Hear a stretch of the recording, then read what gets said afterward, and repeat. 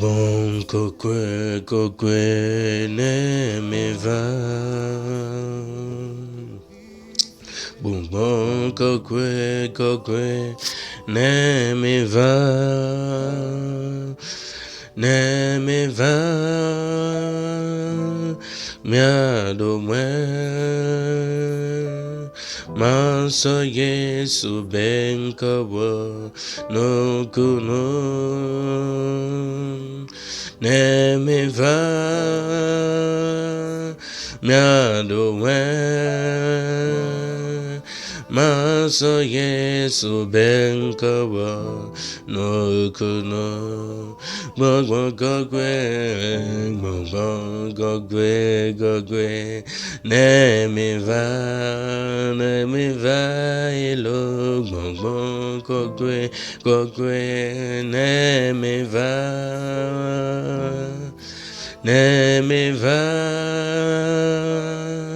miado Maso Yesu benkawa no kuno. Ne me va, miado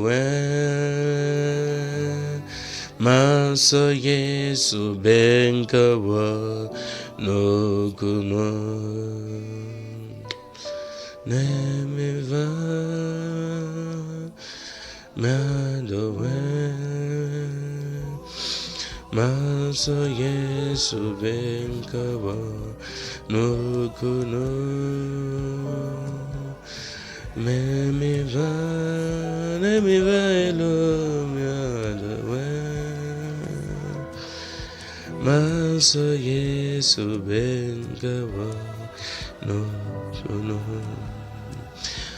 Je vous salue, frères et sœurs en Christ.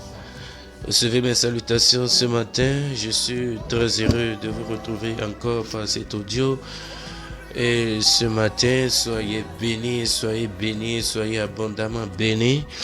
Nous savons que nous sommes à l'orée de la fête de Pentecôte, qui est encore appelée la fête de moisson dans l'Ancien Testament. La fête de Pentecôte se fêtait dans l'Ancien Testament, elle était appelée la fête de moisson. Mais dans le Nouveau Testament, elle a été marquée par un événement puissant, par la descente du Saint-Esprit. Et on a surnommé à nouveau cette fête dans l'Ancienne Alliance la fête de la Pentecôte. Et nous sommes en train de suivre un enseignement depuis un certain temps sur la personne du Saint-Esprit. La personne du Saint-Esprit, parce que c'est la personne du Saint-Esprit qui marque cette fête de la Pentecôte, la descente de la troisième personne de la Trinité. Et nous sommes en train de suivre un enseignement sur le Saint-Esprit, et nous avons vu la fois passée que le Saint-Esprit était une personne qui a des émotions, qui a des désirs. Le Saint-Esprit nous a été donné pas pour la forme, mais pour nous consoler, pour consoler notre cœur brisé. Le Saint-Esprit nous a été donné pour nous conduire. Et nous continuons dans cet enseignement. Aujourd'hui, nous allons voir le Saint-Esprit, le caractère de Dieu en nous. Le caractère de Dieu en nous. Le caractère de Dieu en nous. Oh frères et sœurs, aujourd'hui beaucoup de gens attendent la puissance de Dieu. Nous allons y venir, mais il faut d'abord parler du caractère de Dieu en nous.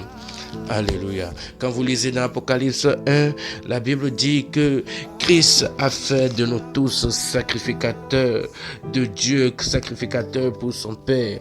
Par le sacrifice de Christ sur la croix, nous sommes devenus tous des sacrificateurs. Et quand nous allons dans Exode 24, de Exode 24 jusqu'à Exode 40, et ce sont... Dieu parle des dispositions, des lois et qui devraient régir le tabernacle, de comment il fallait construire le tabernacle, l'arche de l'alliance et tout ça là. Dieu parle aussi du vêtement du sacrificateur, le vêtement du sacrificateur. Et dans ce vêtement symbolique, ce vêtement, il y avait la grenade et il y avait les clochettes. Sur ce vêtement, il y avait la grenade, il y avait les clochettes. La grenade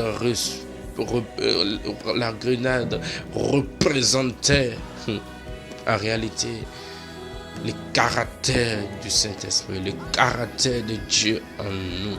Le caractère, parce que le caractère de Dieu en nous se manifeste par le fruit de l'esprit. Et la grenade, c'est un fruit. Donc, la grenade était symbole du caractère que devrait avoir un vrai sacrificateur en Christ. Et rappelons-nous, dans l'ancienne alliance, nous sommes tous des sacrificateurs pour Dieu. Alléluia. Il y avait la grenade, il y avait les clochettes. Il y avait la grenade, il y avait les clochettes. Donc pour être charismatique, pour être vraiment pentecôtiste, il faut parler du caractère, il faut parler de la puissance, il faut parler du caractère, il faut parler des dons, il faut parler du caractère, il faut parler des dons. Frères et sœurs, aujourd'hui beaucoup de gens ignorent le caractère et ils recherchent la puissance de Dieu. Il veut être remarqué. Et les clochettes, c'est comme ça. Quand on passe, ça sonne. Ces petites clochettes sonnent. Clic, clic, clic, clic, clic. Et on sent que quelqu'un est en train de passer. On sent la présence d'une personne. On sent la manifestation de quelque chose. C'est ça. Les clochettes étaient destinées à ça. Les clochettes étaient destinées à éveiller l'attention des hommes, à éveiller l'attention de ceux qui nous entourent. Mais la grenade était aussi là. La grenade est encore là. Et est symbole du fruit de l'esprit. Est symbole du caractère de l'esprit. Alléluia. Et aujourd'hui, nous allons parler de ce caractère. Le Saint-Esprit, nous avons dit qu'il est notre conducteur. Il nous conduit dans la volonté de Dieu. Il nous conduit dans le caractère de Dieu. Parce que, rappelez-vous, c'est l'Esprit qui est en Dieu lui-même qui est venu en nous. Et c'est pour cela que Satan nous jalouse. C'est pour ça que le monde entier nous jalouse. C'est l'Esprit qui est en Dieu qui est venu en l'homme. Et ça, c'est un mystère. Et cet esprit habite en nous. Ça veut dire que nous devons avoir le caractère de Dieu. Frères et sœurs, il faut connaître certaines vérités. Avant, lorsque nous n'avions pas reçu le Seigneur Jésus, notre essence, notre nature n'était que pécheresse. Et quand on parle de la vraie nature de l'homme, on fait référence à son esprit, pas à son corps. Il y a des choses que nous manifestons dans le corps comme ça et qui ne révèlent pas réellement notre nature, ce que nous sommes. Alléluia.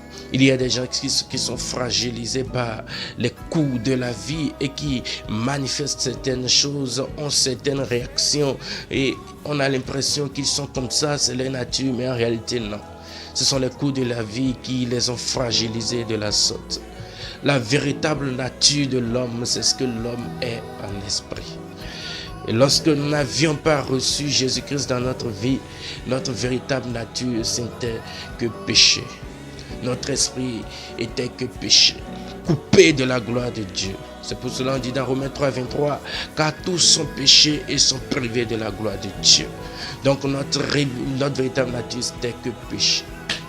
Je vais dans le jardin d'Éden, lorsque Dieu a créé Adam, Dieu l'a créé esprit, âme et corps. Alléluia. Suivez-moi attentivement et vous allez comprendre ce que nous sommes en train de dire ici. Dieu a créé Adam et Ève, Dieu les a créés esprit, âme et corps. C'est-à-dire que dans leur constitution, l'esprit avait de l'ascendance sur l'âme, l'esprit avait de l'ascendance sur le corps. C'est pour cela, Adam, ces gens-là, ces premiers hommes étaient 100% esprit et étaient 100% corps. C'est pour cela ils pouvaient voir Dieu à tout moment. Ils étaient esprits. Ils étaient esprits. Et ils avaient le corps humain. Mais l'esprit avait de l'ascendance sur l'âme et sur le corps. C'est pour cela qu'ils pouvaient converser vis-à-vis avec Dieu. Ils pouvaient voir l'armée de Dieu. Ils pouvaient voir les êtres célestes. Ils pouvaient vivre avec des anges. C'était extraordinaire. Ces hommes, c'était des gens extraordinaires. Pour qui il n'y avait pas de loi. Parce que dans l'esprit, il n'y a pas de loi. La loi de la gravité, la loi de ci, de ça. Adam n'était pas limité à ces lois-là. Parce qu'il était esprit, âme et corps. L'esprit avait de l'ascendance sur l'âme et le corps. Mais lorsqu'ils ont péché contre Dieu et qu'ils ont été coupés de la gloire de Dieu, quelque chose s'est passé. Dieu leur avait dit, si vous mangez de ce fruit, vous allez mourir. Et ils sont réellement morts parce qu'ils ont été coupés de la gloire de Dieu. De sorte que l'esprit n'était plus ascendant, l'esprit est devenu descendant. Et le corps a pris le dessus, l'âme a pris le dessus et l'esprit se retrouvait en bas. Et la nouvelle règle est devenue corps, âme, esprit. Alléluia. Donc, ça a été changé. Corps, âme, esprit. Quand c'était esprit, âme et corps, l'homme était Adam était beaucoup plus sensible aux choses de l'esprit, Mais quand c'est devenu corps, âme, esprit, les désirs de l'esprit ont prévalu. Les désirs du corps, du moins, ont prévalu sur les désirs de l'esprit. Et l'homme est devenu un pécheur. Parce qu'en réalité, son esprit est mort.